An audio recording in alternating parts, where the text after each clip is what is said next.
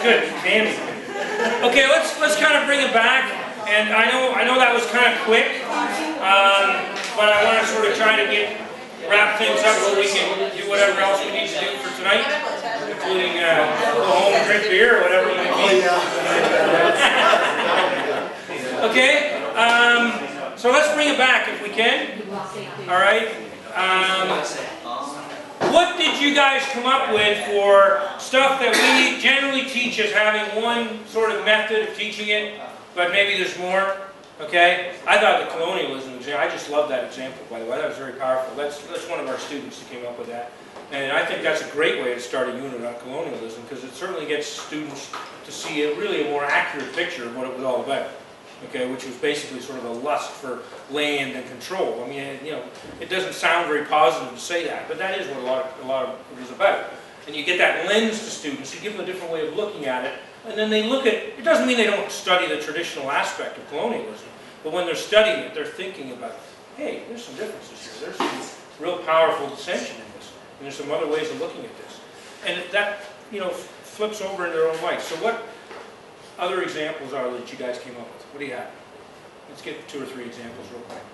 Yeah, go ahead, please. You have something? Yeah. What do you have? It was something that we actually already talked about in class, about the fact that Colombia wanted to discover America and actually the Chinese students. Absolutely. Okay. Yeah, really. I mean, the actual discovery of most of what we consider as the great period of exploration in European history, right, is actually a fiction. It's a fiction. The Chinese discovered everything 100 years before the explorers from Europe even put a ship on the water, and that's a fact. So that would be, that would be something that we could get students to look at. And again, you could, even if you have your curriculum guides and that, I got to teach this way, you could still teach. There's a traditional way, right? But you say to students, see if you can find something else out there that's different. Is this wrong? You know what I'm saying? And the students go out there, let's just try to do one discussion. And the students go out there and they find all of this stuff. See what I mean? And it could be a student project. So sometimes you might say, you have to work within the limits of what you're given. If that's what's in your curriculum guide, it's kind of hard to challenge it. But you can get the kids to challenge it. You know what? Maybe this is wrong. What do you think? Can you find something else? Maybe you give them a hint. I heard there's a book by a guy named Gavin Menzies, I want to check out, Whoa! Okay? Great example. Let's have 2 more examples. Okay? Yeah? Maybe think about the social psychology. That I was a student and studied in my old school. Yeah? They just have like a lecture class and try to remember about sometimes some kind of history, kind of like the political system, I think that I really want to let them to bring the student to go to some maybe museum, sometimes maybe have a few things, and then when they go have to have an experience about that. And I think that this will inspire the student to want to learn and want to know more. Yeah, very good. Teaching social history by having students actually go out and get into the experience, right? One example, this is not exactly from that, although it's similar.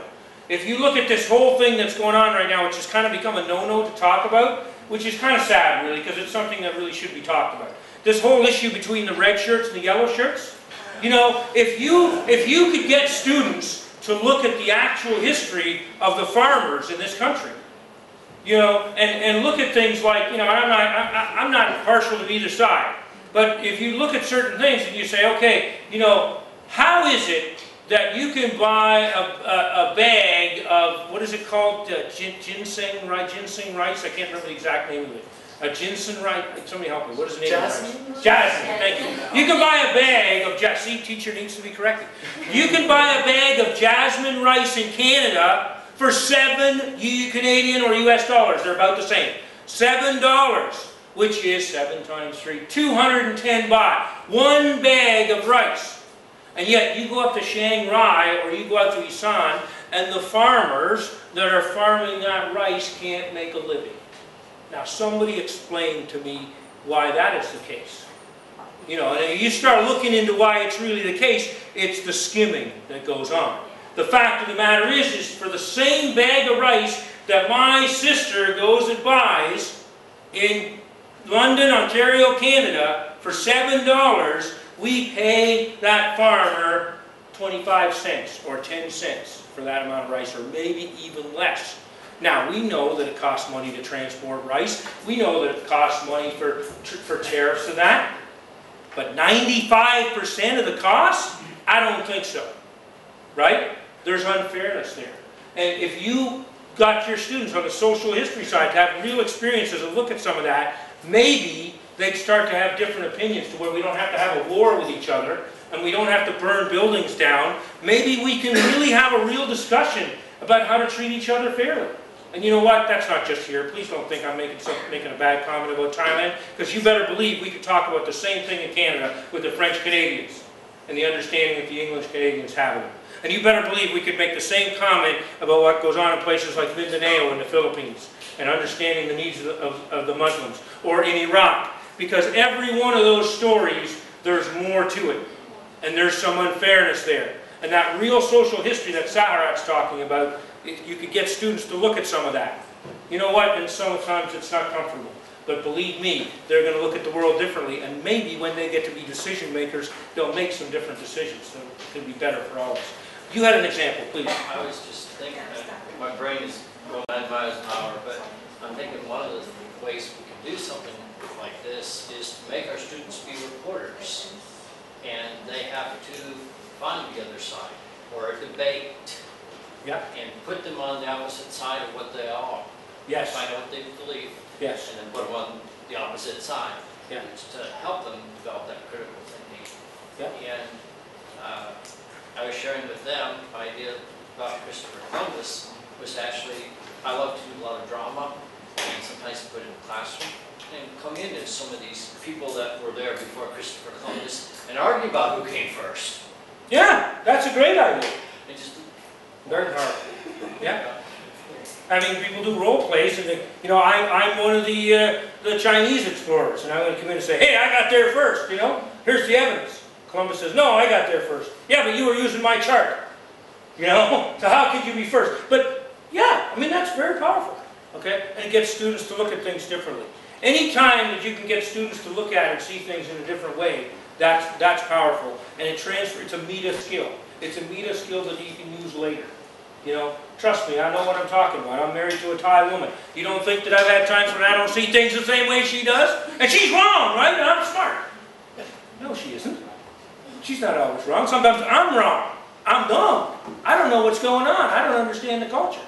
Right? See what I'm saying?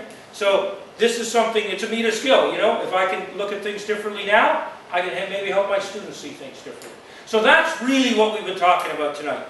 Some of the ideas that Postman comes up with are a little uncomfortable. And if they are too far outside your comfort zone, then don't do them. Adapt these ideas, adapt these ways of thinking to what you can be comfortable with and what you can try with your own students. That's really what we're talking about. Okay? So thank you for your attention tonight. That's all I have for now. Of course, if anybody has any questions, I'm going to stay and take any questions that you have about anything tonight or anything else you have concerns with. All right? Thank you very much, everybody. Have a good week.